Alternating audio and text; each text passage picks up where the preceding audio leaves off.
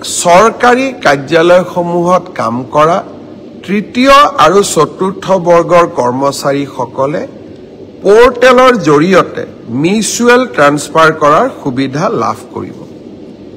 প্ৰায় 18,000 চৰকাৰী কৰ্মচাৰীয়ে আবেদন জনাইছিল আৰু মেটছ অৰ্থাৎ কোনোবা আহিব লাগিব কোনোবা যাব লাগিব অৰ্থাৎ মেটছ মেকিং হ'ব লাগিব।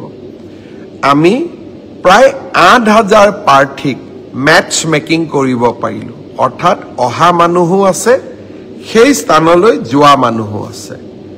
যোৱাকালি মই এই গোটেই বিষয়টো নিজে পৰীক্ষা কৰিছিলোঁ। মই আপোনালোকক জনাব খুজিছোঁ যে জুন মাহৰ প্ৰথম সপ্তাহত আমি পোৰ্টেলৰ জৰিয়তে যিসকল যোগ্য হ'ল তেওঁলোকৰ ট্ৰান্সফাৰ অৰ্ডাৰসমূহ আমি মুকলি কৰি দিম। অৰ্থাৎ আপোনালোকৰ অপেক্ষাৰ অন্ত পৰিব আৰু আগষ্ট বা ছেপ্টেম্বৰ মাহত এনেকৈ আৰু এবাৰ ট্ৰান্সফাৰৰ সুবিধা দি আমি পোৰ্টেল মুকলি কৰিম। অৰ্থাৎ চৰকাৰী কৰ্মচাৰীসকলৰ লগত আমি থিয় হৈ থাকিম।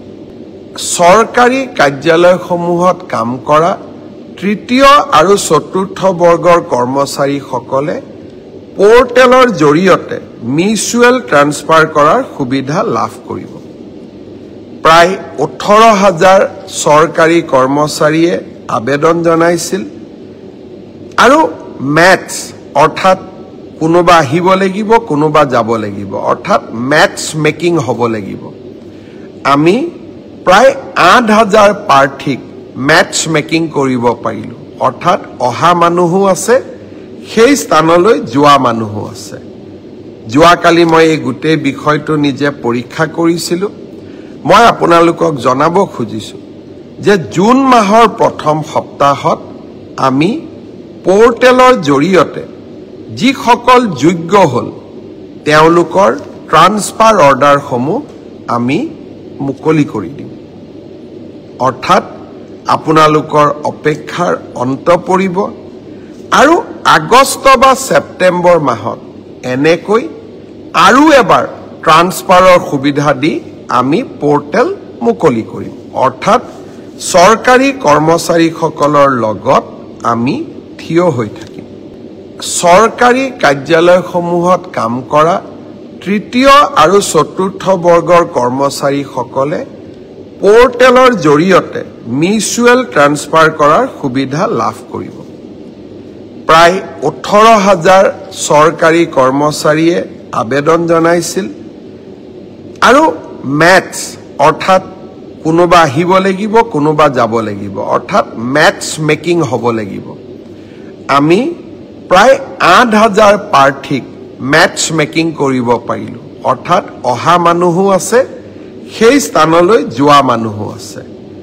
যোৱাকালি মই এই গোটেই বিষয়টো নিজে পৰীক্ষা কৰিছিলোঁ।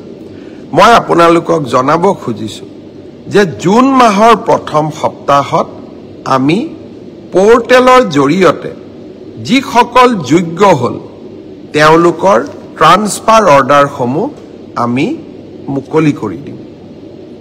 অৰ্থাৎ আপোনালোকৰ অপেক্ষাৰ অন্ত পৰিব আৰু আগষ্ট বা ছেপ্টেম্বৰ মাহত এনেকৈ আৰু এবাৰ ট্ৰান্সফাৰৰ সুবিধা দি আমি পোৰ্টেল মুকলি কৰিম। অৰ্থাৎ চৰকাৰী কৰ্মচাৰীসকলৰ লগত আমি থিয় হৈ থাকিম।